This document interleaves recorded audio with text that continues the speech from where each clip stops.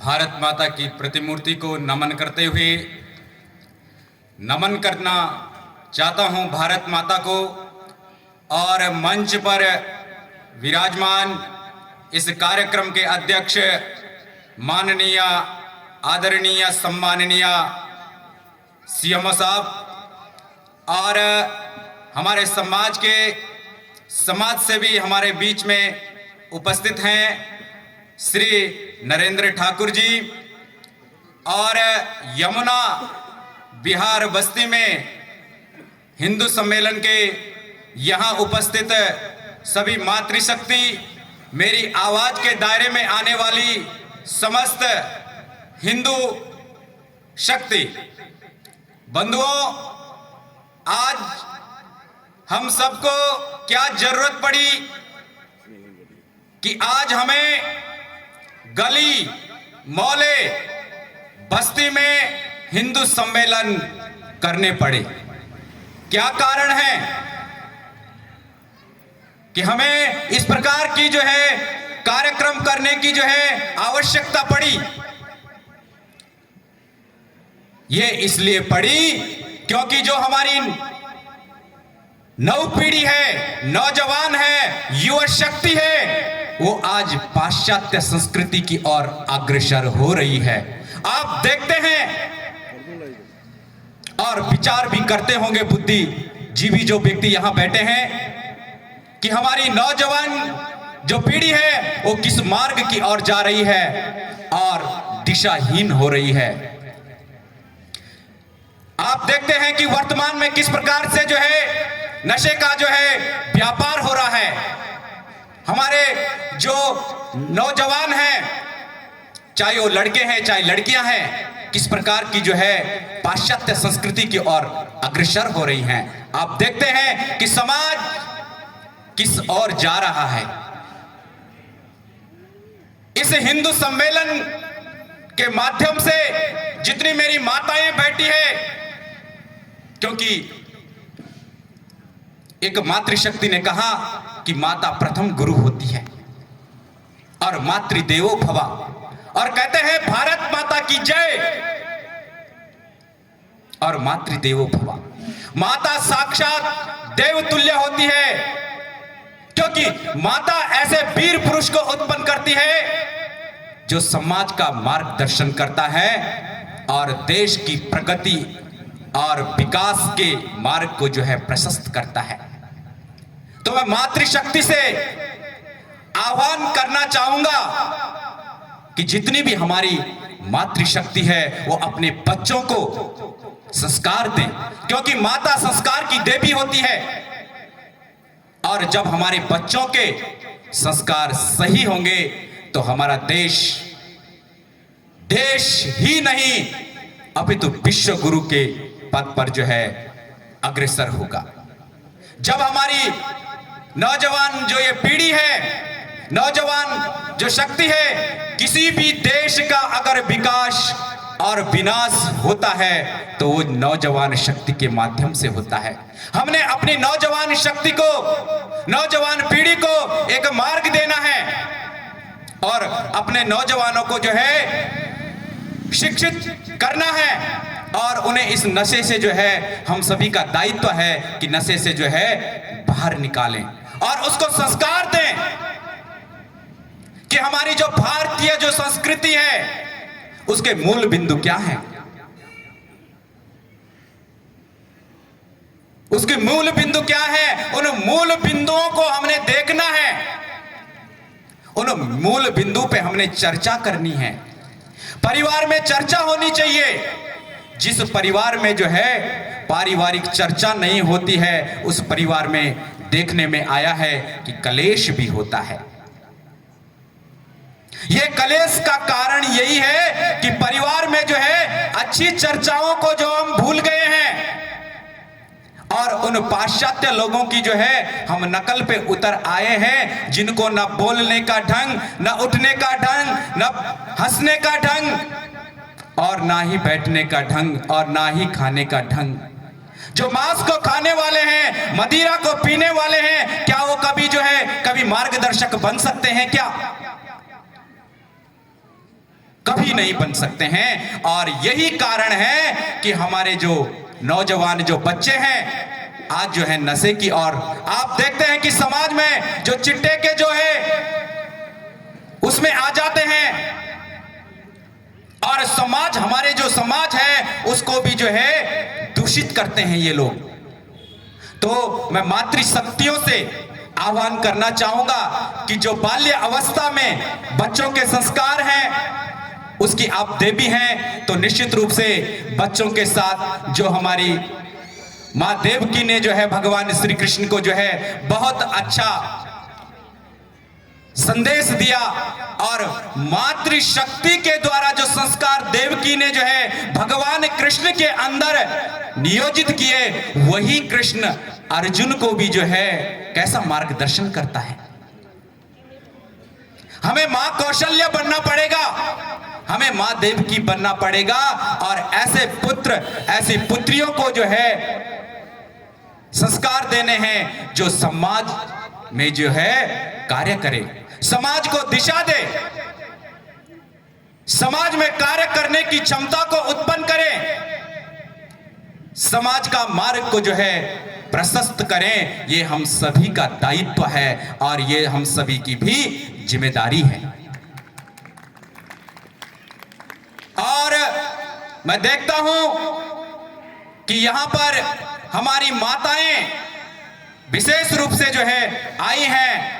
एक बार मातृशक्ति के लिए जोरदार तालियां बजाएं, क्योंकि मेरी मातृशक्ति ही ऐसी शक्ति है जो समाज को जो है दिशा दे सकती है, जो समाज को बदल सकती है, जो समाज को संस्कारवान बना सकती है, वो मेरी मातृशक्ति है।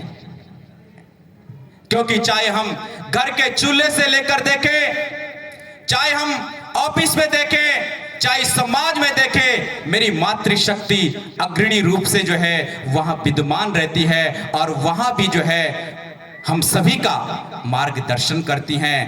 मैं नमन करना चाहता हूं उन माताओं को जिन माताओं ने अपनी कोख से भगत सिंह जैसे व्यक्ति को उत्पन्न किया, और मैं नमन करना चाहता हूं उन माताओं को जिन्होंने राजगुरु जैसे को उत्पन्न किया, और मैं नमन करना चाहता हूं उन माताओं को जिन माताओं ने डॉक्टर बलिराम हेडगेवर जी को जन्म दिया, जिन्होंने अर्जुन की तरह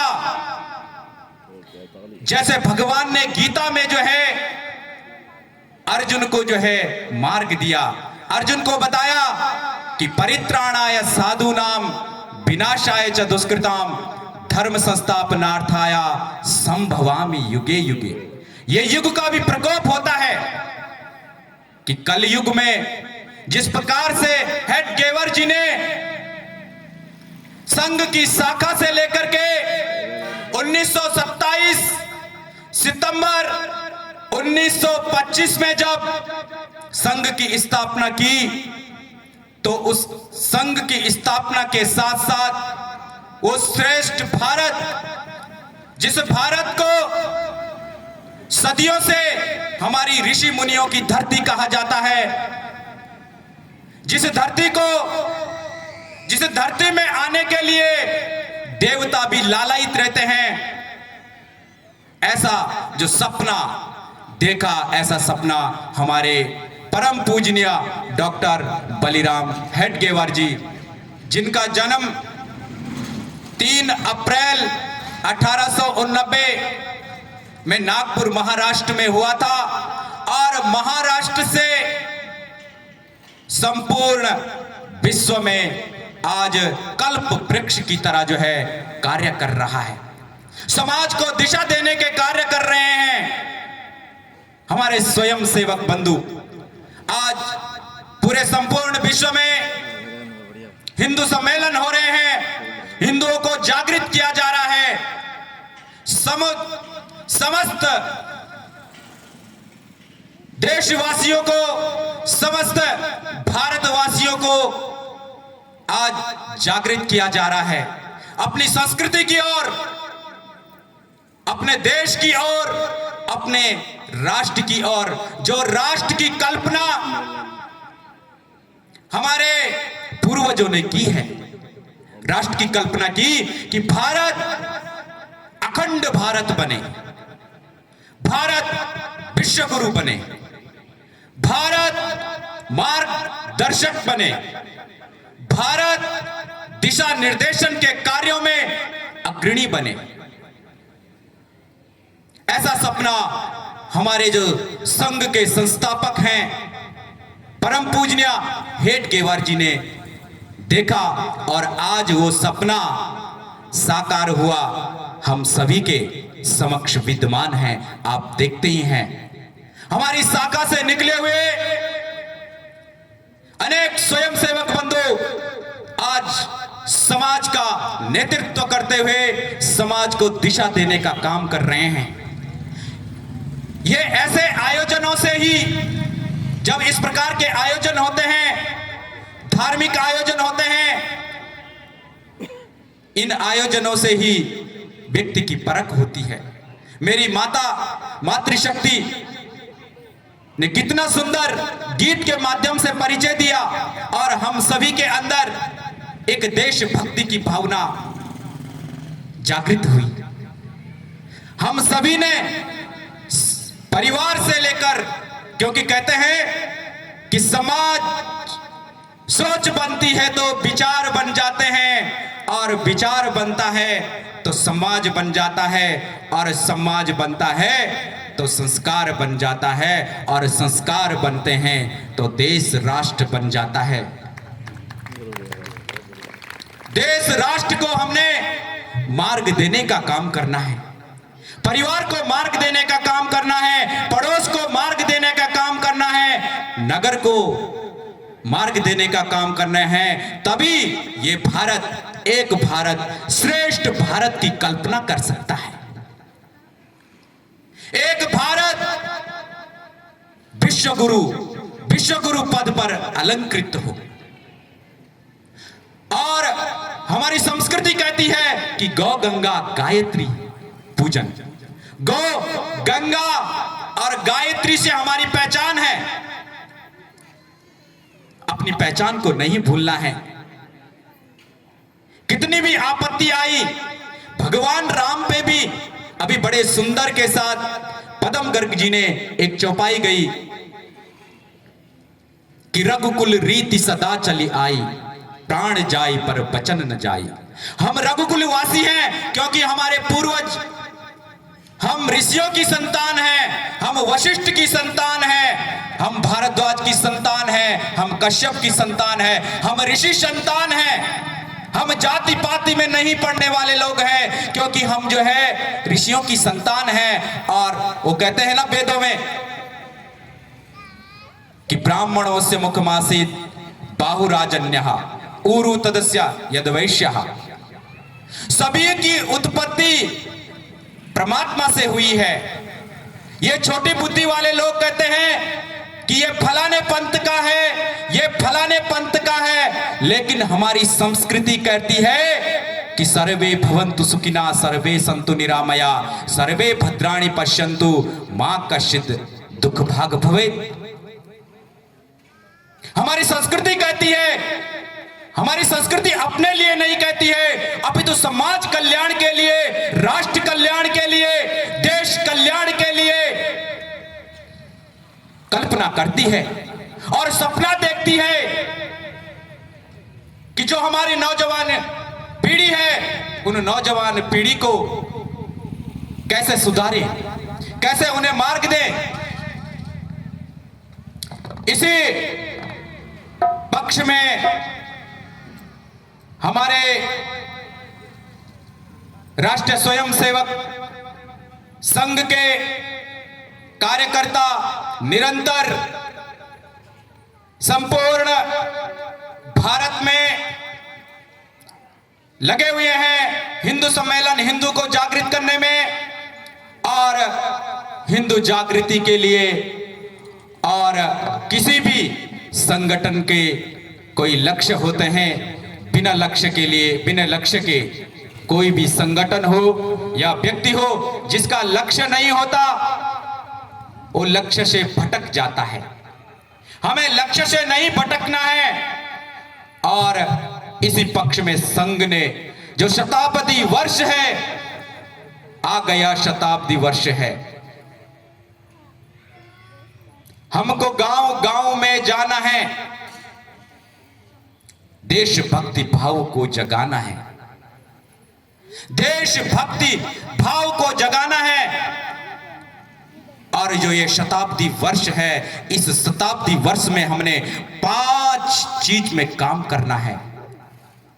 उसके 5 लक्ष्य हैं, उस लक्ष्यों का हमने निर्वहन करना है, समाज तक पहुंचाने हैं, गांव शहर बस्ती तक जो है, जो हमारे पंच परिवर्तन जिसको कहते हैं, पंच परिवर्तन के माध्यम से हमने समाज में जाना है। सबसे पहले सामाजिक समरसता। आप समझते हैं कि सामाजिक समरसता क्या होती है? समाज के हर वर्ग के, हर जाति के, हर पंथ के लोगों के बीच हमने जाना है और देशभक्ति भाव को जगाना है। जो हमारी देशभक्ति है उसको जगाना है, लेकिन हमें घर से तो निकलना पड़ेगा। कुछ समय राष्ट्र के लिए हमें निकालना पड़ेगा और समाज के बीच समरसता का भाव, एक जैसा भाव, किसी जाति की नहीं, किसी बिरादरी की नहीं, किसी भाई बंधुओं की नहीं, हमें एक समान होकर के एक लक्ष्य का निर्धारण करते हुए अपने समाज के बीच जाना है। दूसरा है कुटुंब प्रबोधन। हमारी परिवार की जो व्यवस्था है वो किस प्रकार की व्यवस्था है वो भी हम पर निर्भर करती है। हमें जो पारिवारिक, आज परिवार की अगर हम अपनी नजरों से देखते हैं तो आज परिवार जो है धीरे धीरे समाप्त हो रहे हैं, धीरे धीरे परिवार टूट रहे हैं। क्या कारण है कि परिवार जो है टूट रहे हैं, परिवार खंडित हो रहे हैं? क्या कारण है? उसके कारण भी हम ही तो हो सकते हैं। यह सोचना होगा, हमें अपने हफ्ते में परिवार के साथ कम से कम एक बार जो है भोजन करना चाहिए। मिल बांट करके जो है परिवार में भोजन करें और हफ्ते में भजन कीर्तन कर सकते हैं। और जो हमारा नागरिक कर्तव्य है, माता ने बताया कि यहां पर कूड़े की समस्या है, बहुत अच्छा जो है प्रश्न किया है। लेकिन कभी हम समाज के बीच जाते हैं, कभी हम मोहल्ले के लोग एकत्रित होकर के जो हमारी समस्या है, प्रशासन तो उतनी ही बात करेगा जितनी उसकी दायरे में होगी, लेकिन जो ये कूड़े की समस्या है ये हम हफ्ते में एक दिन कभी अपने जो बस्ती होती है उसके अंदर कभी अभियान हमने चलाया है।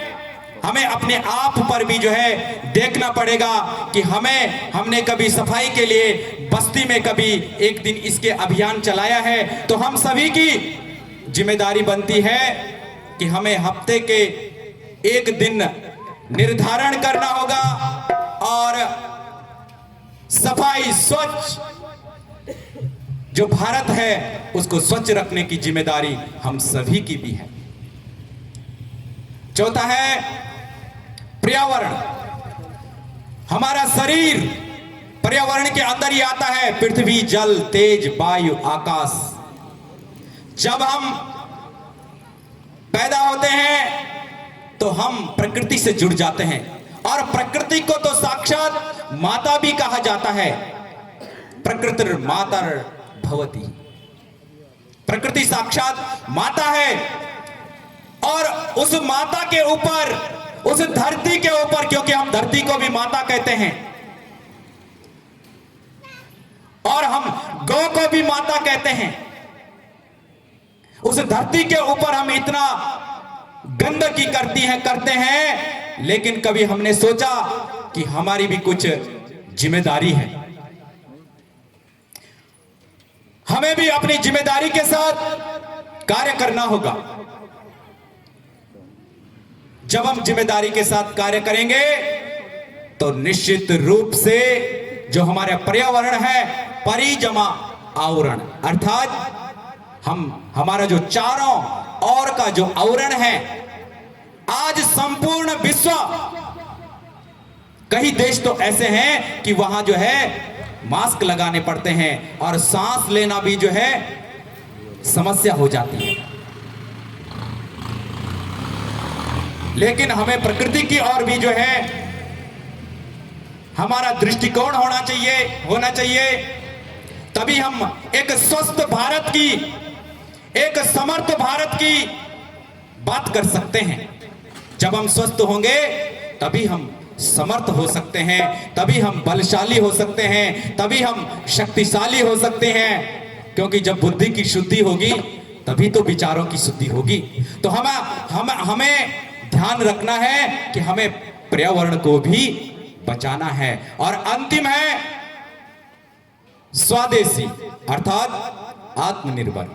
हमें जो खान पान की जो ये वस्तुएं हैं, पहनने की जो ये वस्तुएं हैं और व्यवहार में जो आने वाली जो ये सामग्रियां हैं, इन पर भी जो है हमें ध्यान देना पड़ेगा, क्योंकि स्वस्थ व्यक्ति ही स्वस्थ बुद्धि का कारण होता है। तो हमारा खान पान सही तरह से होगा तो निश्चित रूप से हम एक अच्छे समाज का निर्माण कर सकते हैं।